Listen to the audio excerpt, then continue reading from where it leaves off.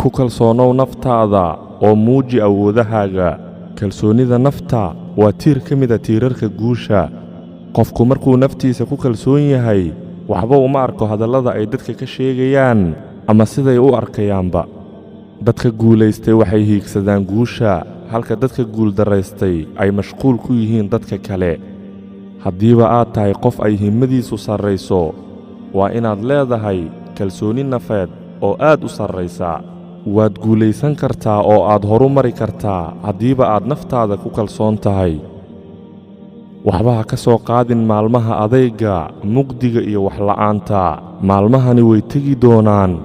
murugadu way dhammaan doontaa xanuunnadu way bogsan doonaan ducooyinkana waa la aqbali doonaa inshaa allah shimbirta dul saaran fiidda kore ee geedka kalsooni kuma qabto laanta jilicsan ee ay ku taagan tahay waxayse kalsooni dhammaystiran ku qabtaa baalasheeda noqo mid naftiisa ku kalsoon islamarkaana kaalmaysta sabarka iyo salaadda